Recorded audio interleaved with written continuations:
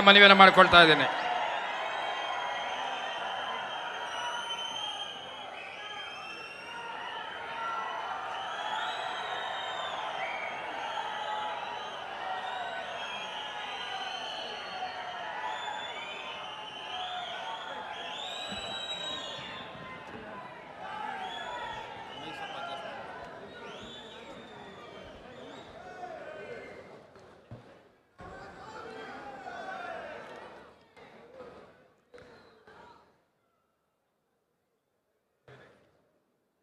ಏಯ್ ಏಯ್ ಮರಿಗೌಡ ನಡಿ.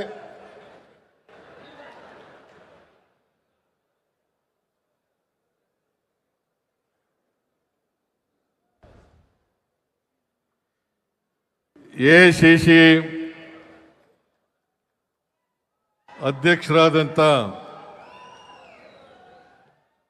ಶ್ರೀ ಮಲ್ಲಿಕಾರ್ಜುನ ಖರ್ಗೆ ಅವರೇ, ಎಸಿಸಿ ಪ್ರಧಾನ ಕಾರ್ಯದರ್ಶಿಗಳಾದಂಥ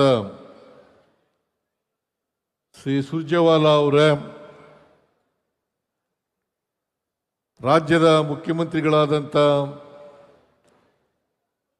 ಡಿ.ಕೆ. ಶಿವಕುಮಾರ್ ಅವರೇ,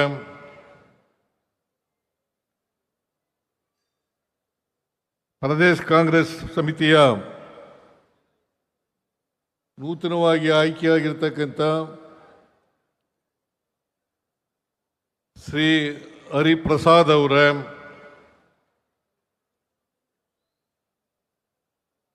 ಹರಿಯಾಣ ಪ್ರದೇಶ ಕಾಂಗ್ರೆಸ್ ಸಮಿತಿಯ ಅಧ್ಯಕ್ಷರಾದಂಥ ಶ್ರೀ ರಾವ್ ನರೇಂದ್ರ ಸಿಂಗ್ ಅವರೇ, ಮಾಜಿ ಮುಖ್ಯಮಂತ್ರಿಗಳಾದಂಥ ಶ್ರೀ ವೀರಪ್ಪ ಮೊಯ್ಲಿ ಅವರೇ,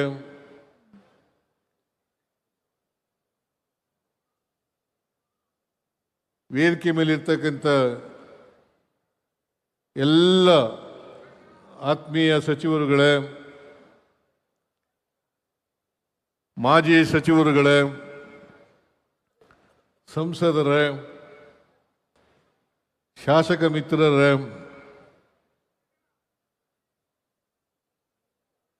ಕೆಪಿಸಿಸಿಯ ಎಲ್ಲ ಪದಾಧಿಕಾರಿಗಳೇ,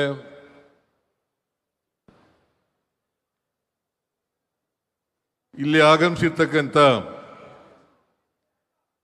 ಜಿಲ್ಲಾ ಕಾಂಗ್ರೆಸ್ ಸಮಿತಿಗಳ ಅಧ್ಯಕ್ಷರುಗಳೇ, ಪದಾಧಿಕಾರಿಗಳೇ, ಎಲ್ಲ ಮುಖಂಡರುಗಳೇ, ಕಾರ್ಯಕರ್ತ ಬಂಧುಗಳೇ, ತಾಯಂದಿರೇ, ಮಾಧ್ಯಮದ ಎಲ್ಲ ಸ್ನೇಹಿತರೆ,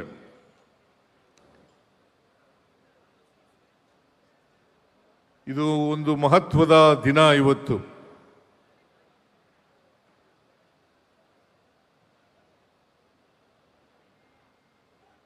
ಶ್ರೀ ಹರಿಪ್ರಸಾದ್ ಅವರು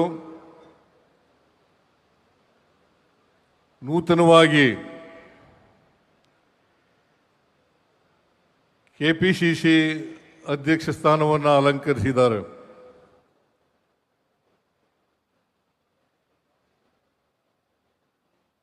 ಇಲ್ಲಿವರೆಗೆ ಡಿ.ಕೆ. ಶಿವಕುಮಾರ್ ಅವರು ಅಧ್ಯಕ್ಷರಾಗಿದ್ದರು. ನಾನು ಈ ಸಂದರ್ಭದಲ್ಲಿ ನೂತನವಾಗಿ ಅಧ್ಯಕ್ಷರಾಗಿ ಆಯ್ಕೆಯಾಗಿರ್ತಕ್ಕಂಥ ಹರಿಪ್ರಸಾದ್ ಅವರಿಗೆ ನನ್ನ ವತಿಯಿಂದ ಮತ್ತು ನಿಮ್ಮೆಲ್ಲರ ವತಿಯಿಂದ ಅಭಿನಂದನೆಗಳನ್ನು ಸಲ್ಲಿಸಲಿಕ್ಕೆ ಬಯಸ್ತಾ ಇದ್ದೇನೆ. ಹಾಗೆಯೇ ಇಲ್ಲಿವರೆಗೆ ಅಧ್ಯಕ್ಷರಾಗಿ ಕೆಲಸ ಮಾಡಿದ್ದಂಥ ಶ್ರೀ ಡಿ.ಕೆ. ಶಿವಕುಮಾರ್ ಅವರಿಗೆ ಧನ್ಯವಾದಗಳನ್ನು ಈ ಸಂದರ್ಭದಲ್ಲಿ ಹೇಳಲಿಕ್ಕೆ ಬಯಸ್ತಾ ಇದ್ದೇನೆ.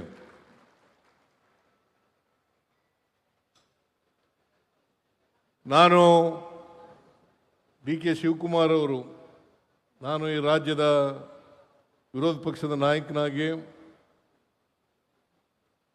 ಮತ್ತು ರಾಜ್ಯದ ಮುಖ್ಯಮಂತ್ರಿಯಾಗಿ ಅವರು ಅಧ್ಯಕ್ಷರಾಗಿ ಮತ್ತು ಉಪಮುಖ್ಯಮಂತ್ರಿಯಾಗಿ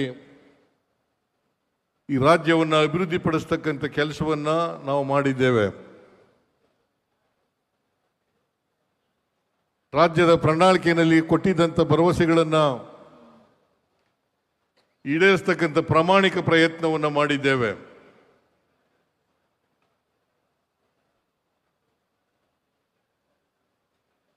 ಹೈಕಮಾಂಡ್ನವರು ನಾವು ತೀರ್ಮಾನ ಮಾಡಿದಂಥ 5 ಗ್ಯಾರಂಟಿ ಯೋಜನೆಗಳನ್ನು ಜಾರಿ ಮಾಡಿದ್ದೇವೆ. ಕಳೆದ 3 ವರ್ಷದಿಂದ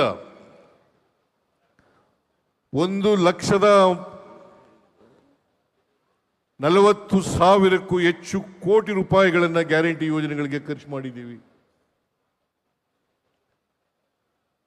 ವಿರೋಧ ಪಕ್ಷದವರು ಹೇಳ್ತಾ ಇದ್ರು ಗ್ಯಾರಂಟಿ ಯೋಜನೆಗಳನ್ನು ಜಾರಿ ಮಾಡಲಿಕ್ಕೆ ಸಾಧ್ಯ ಇಲ್ಲ.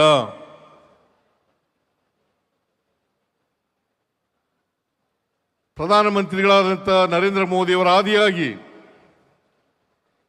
ಕರ್ನಾಟಕದ ವಿರೋಧ ಪಕ್ಷದವರು ಇದನ್ನು ಜಾರಿ ಮಾಡಿದರೆ ಖಜಾನೆ ಖಾಲಿ ಆಗ್ತದೆ, ಅಭಿವೃದ್ಧಿ ಕೆಲಸಗಳಿಗೆ ದುಡ್ಡಿರಲ್ಲ ಅಂತೇಳಿ ಟೀಕೆಯನ್ನು ಮಾಡ್ತಾ ಇದ್ರು. ನಾವು ಯಾವ ಟೀಕೆಗಳಿಗೂ ಕೂಡ ಸೊಪ್ಪಾಕದೇನೆ ನಾವು ಪ್ರಣಾಳಿಕೆಯಲ್ಲಿ ಘೋಷಣೆ ಮಾಡಿರ್ತಕ್ಕಂಥ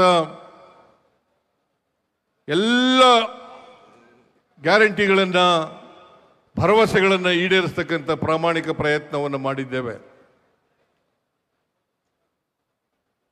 ಇದಕ್ಕೆ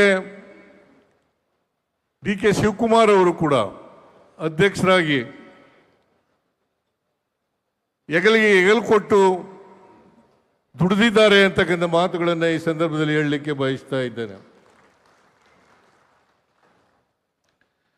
ನಾವು ಅನೇಕ ಹೋರಾಟಗಳನ್ನು ಮಾಡಿ ಪಕ್ಷವನ್ನು ಸಂಘಟನೆ ಮಾಡಿ 2023ರಲ್ಲಿ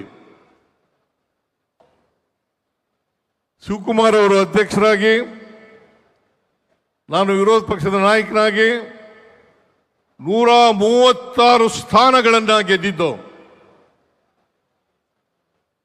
ಇದು ಬರೀ ನಮ್ಮಿಬ್ಬರ ಗೆಲುವಲ್ಲ, ನಿಮ್ಮೆಲ್ಲರ ಪ್ರಯತ್ನದಿಂದ ನಾವು ಅಧಿಕಾರಕ್ಕೆ ಬರಲಿಕ್ಕೆ ಸಾಧ್ಯ ಆಯಿತು ಅಂತಕ್ಕಂಥ ಮಾತುಗಳನ್ನು ಈ ಸಂದರ್ಭದಲ್ಲಿ ಹೇಳಲಿಕ್ಕೆ ಬಯಸ್ತಾ ಇದ್ದೇನೆ. ಇಲ್ಲಿ ಕೂತಿರ್ತಕ್ಕಂಥ ಎಲ್ಲ ನಾಯಕರುಗಳು, ಕಾರ್ಯಕರ್ತ ಬಂಧುಗಳು ಇವೆಲ್ಲ ಮಾಡಲಿಕ್ಕೆ ಸಾಧ್ಯ ಆಯಿತು.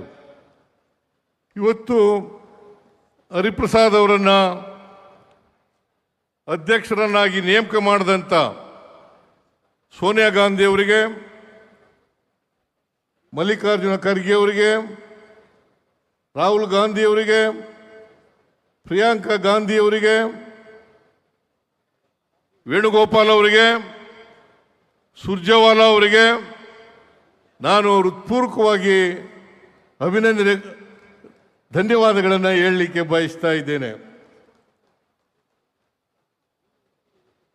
ಹರಿಪ್ರಸಾದ್ ಅವರು ಕೆಳ ಹಂತದಿಂದ ಬಂದವರು, ಸಾಮಾನ್ಯ ಕುಟುಂಬದಿಂದ ಬಂದಂಥವರು, ಸಾಮಾನ್ಯ ಕಾರ್ಯಕರ್ತನಾಗಿ ಸುಮಾರು 1972ನೇ ಇಸ್ವಿ ಇಂದ ಇಲ್ಲಿವರೆಗೆ ಸುಮಾರು 5 ದಶಕಗಳ ಕಾಲ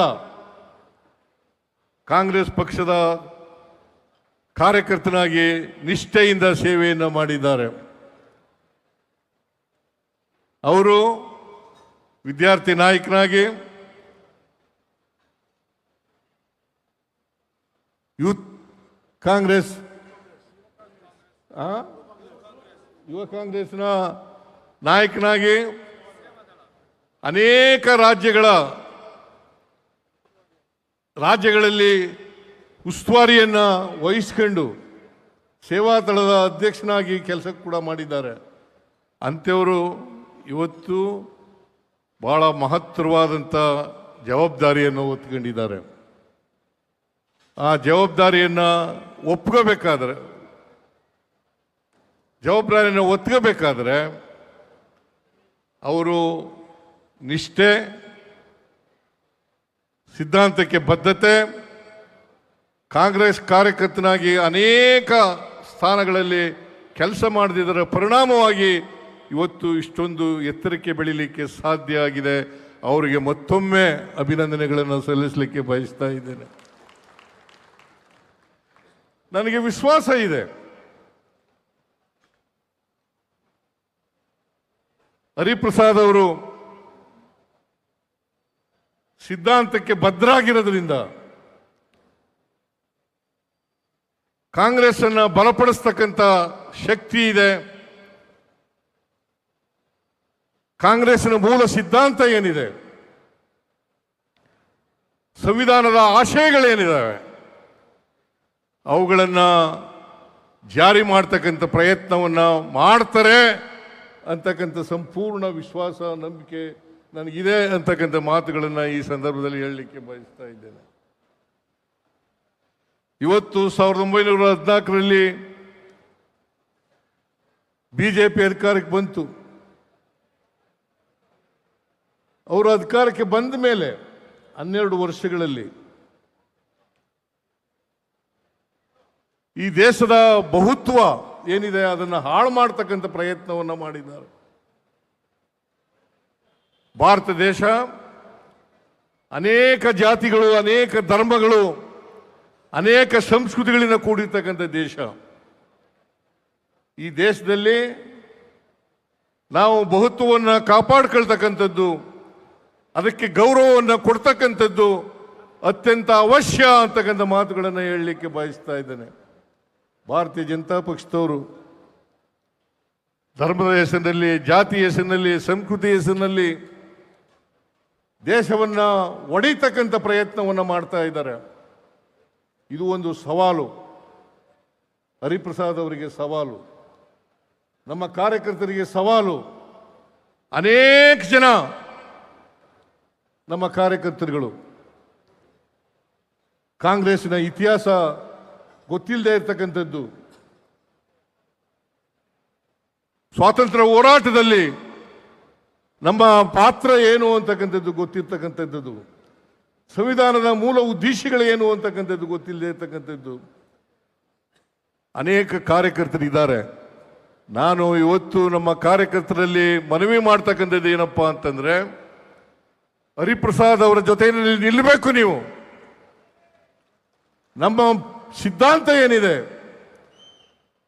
ಸಂವಿಧಾನದ ಮೂಲ ಆಶಯಗಳೇನಿದ್ದಾವೆ, ಆ ಆಶಯಗಳನ್ನು, ಸಂವಿಧಾನವನ್ನು ಜಾರಿ ಮಾಡ್ತಕ್ಕಂಥ ಪ್ರಯತ್ನವನ್ನು ಮಾಡಬೇಕು.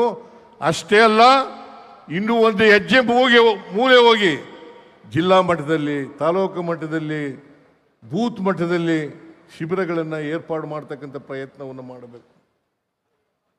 ಇವತ್ತು ನಮ್ಮ ಮೂಲ ಉದ್ದೇಶ, ಸಂವಿಧಾನದ ಮೂಲ ಉದ್ದೇಶ ಈಡೇರದೇ ಇರ್ತಕ್ಕಂಥ ಪ್ರಯತ್ನವನ್ನು ಮಾಡ್ತಾ ಇದ್ದೇವೆ. ಅದಕ್ಕೋಸ್ಕರನೇ ನಾನು ಮುಖ್ಯಮಂತ್ರಿಯಾಗಿರುವಾಗ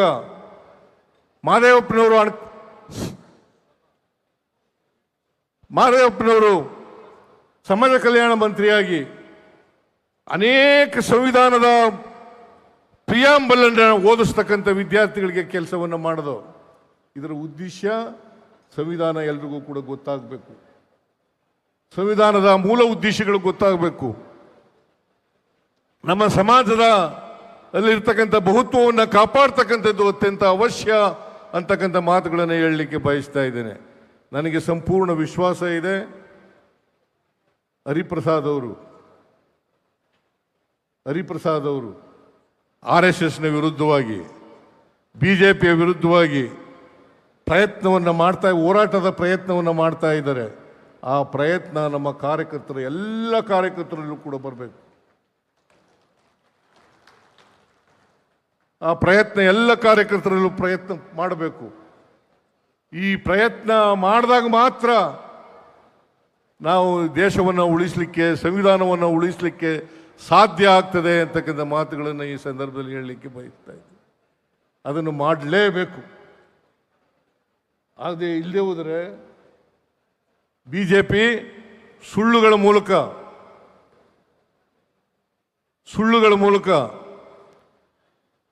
ಸಾಮಾಜಿಕ ಜಾಲತಾಣದ ಮೂಲಕ, ಆಮೇಲೆ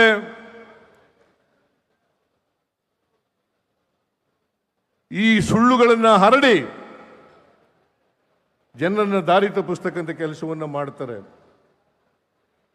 ಜಾತಿ, ಧರ್ಮ, ಒಂದು ರಾಷ್ಟ್ರ, ಒಂದು ನೇಷನ್, ಒಂದು ಚುನಾವಣೆ ಅಂತಕ್ಕಂಥ ಮಾತುಗಳನ್ನು ಹೇಳಿ ಅವರು, ಯಾಕಂತಂದರೆ ಕೊನೆಯಲ್ಲಿ ಡಿಕ್ಟೇಟರ್ಶಿಪ್ನಲ್ಲಿ ನಂಬಿಕೆ ಇಟ್ಕೊಂಡಿರ್ತಕ್ಕಂಥವ್ರು ಭಾರತೀಯ ಜನತಾ ಪಕ್ಷದವರು.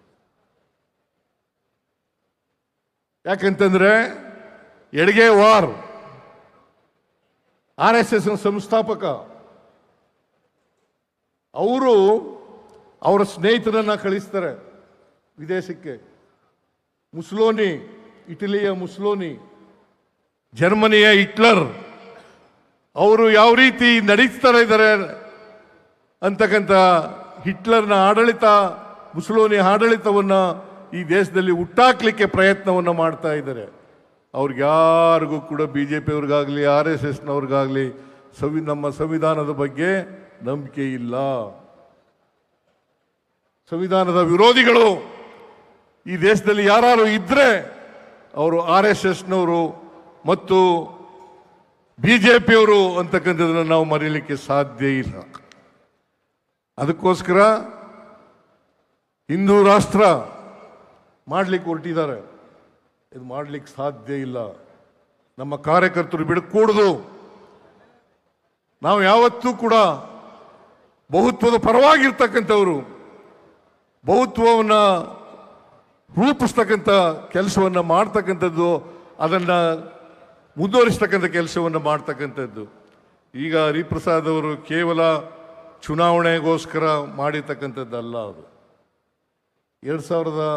2028, 29 ಆ ಚುನಾವಣೆ ಅಲ್ಲ. ಅದಕ್ಕಿಂತ ಮಿಗಿಲಾಗಿ ನಮ್ಮ ಪಕ್ಷದ ಸಿದ್ಧಾಂತ ಗೊತ್ತಾಗಬೇಕು, ಇತಿಹಾಸ ಗೊತ್ತಾಗಬೇಕಲ್ಲ, ಪಕ್ಷದ ಇತಿಹಾಸ ಗೊತ್ತಾಗಬೇಕಲ್ಲ.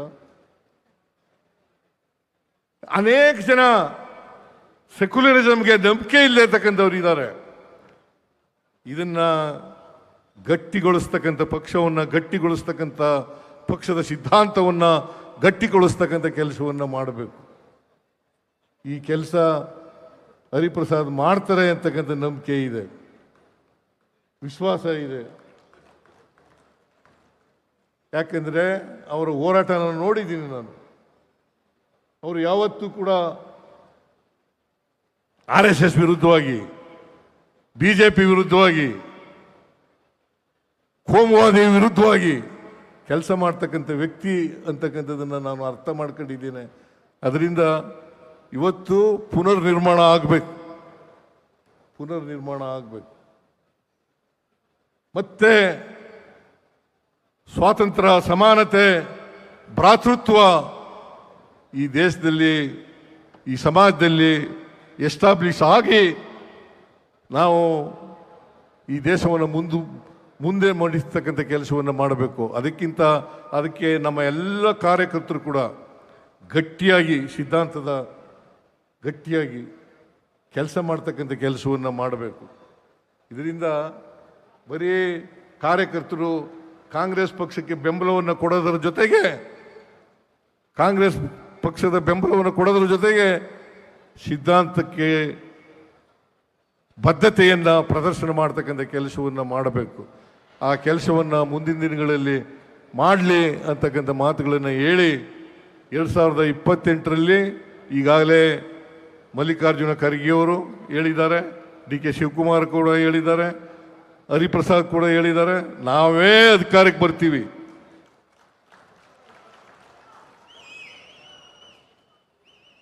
ನಮ್ಮ ಗ್ಯಾರಂಟಿ ಯೋಜನೆಗಳು ಜನರನ್ನು ತಲುಪಿದ್ದಾವೆ, ಜನರು ಖುಷಿಯಾಗಿದ್ದಾರೆ. ಈಗ ಕರ್ನಾಟಕದಲ್ಲಿ 5 ಉಪಚುನಾವಣೆಗಳು ನಡೆದವು. 5 ಉಪಚುನಾವಣೆಗಳು ನಡೆದವು. 5 ಉಪಚುನಾವಣೆಗಳಲ್ಲಿ ನಾವು ಗೆಲ್ಲಬೇಕಾದ್ರೆ ಜನರ ಪ್ರೀತಿ ವಿಶ್ವಾಸವನ್ನ ಉಳಿಸ್ಕೊಂಡಿದ್ದೇವೆ ಅಂತಕ್ಕಂಥ ಮಾತುಗಳನ್ನು ಈ ಸಂದರ್ಭದಲ್ಲಿ ಹೇಳಲಿಕ್ಕೆ ಬಯಸ್ತಾ ಇದ್ದೇನೆ. ಆದ್ದರಿಂದ ನೀವೆಲ್ಲರೂ ಕೂಡ ಹರಿಪ್ರಸಾದ್ ಅವರ ನಾಯಕತ್ವದಲ್ಲಿ ಪಕ್ಷವನ್ನು ಗಟ್ಟಿಯಾಗಿ ಮಾಡ್ತಕ್ಕಂಥ ಕೆಲಸವನ್ನು ಮಾಡಿ 2028ರಲ್ಲಿ ಅಧಿಕಾರಕ್ಕೆ ನಾವೇ ಬರ್ತೀವಿ. 29ರಲ್ಲೂ ಕೂಡ ನಾವೇ ಅಧಿಕಾರಕ್ಕೆ ಬರ್ತೀವಿ. 29ರಲ್ಲಿ ಅಧಿಕಾರಕ್ಕೆ ಬಂದು ರಾಹುಲ್ ಗಾಂಧಿ ಅವರನ್ನು ಪ್ರಧಾನಮಂತ್ರಿಯನ್ನಾಗಿ ಮಾಡ್ತಕ್ಕಂಥ ಸಂಕಲ್ಪವನ್ನು ನೀವೆಲ್ಲರೂ ಕೂಡ ಇಲ್ಲಿ ಮಾಡಬೇಕು ಅಂತಕ್ಕಂಥ ಮಾತುಗಳನ್ನು ಹೇಳಿ ಹರಿಪ್ರಸಾದ್ ಅವರ ನಾಯಕತ್ವದಲ್ಲಿ ಪಕ್ಷ ಸದೃಢವಾಗಲಿ, ಬಲವಾಗಿ ಬೆಳೀಲಿ ಅಂತಕ್ಕಂಥ ಮಾತುಗಳನ್ನು ಹೇಳಿ ನನ್ನ ಸಹಕಾರವನ್ನು ಸಂಪೂರ್ಣವಾಗಿ ಅವ್ರ ಜೊತೆಯಲ್ಲಿ ದಾರೆ ಎರಿತೇನೆ ಅಂತಕ್ಕಂಥ ಮಾತುಗಳನ್ನು ಹೇಳಿ ನನ್ನ ಮಾತುಗಳನ್ನು ಮುಗಿಸ್ತೇನೆ. ಯಾಕಂದರೆ ಭಾಳ ಜನ ಹೊರಟೋಗಿದ್ದಾರೆ, ನೀವು ಕೂಡ ಹೋಗ್ಲಿಕ್ಕೆ ತಯಾರಾಗಿದ್ದೀರಿ. ಆ್ಯಸ್ ಯೂಶುವಲ್ ನಾನು ಕೊನೆಯ ಭಾಷಣಕಾರ, ಇನ್ನು ಮುಂದೆ ಕೊನೆಯ ಭಾಷಣಕಾರ ಮಾಡಬೇಡಿ ಅಂತಕ್ಕಂಥ ಮಾತುಗಳನ್ನು ಮಾಡಿ ಅಧ್ಯಕ್ಷರಲ್ಲಿ ಮನವಿಯನ್ನು ಮಾಡಿ ನನ್ನ ಮಾತುಗಳನ್ನು ಮುಗಿಸ್ತೇನೆ. ನಿಮ್ಮೆಲ್ಲರಿಗೂ ನಮಸ್ಕಾರ. ಜೈ ಹಿಂದ್, ಜೈ ಕರ್ನಾಟಕ, ಜೈ ಕಾಂಗ್ರೆಸ್.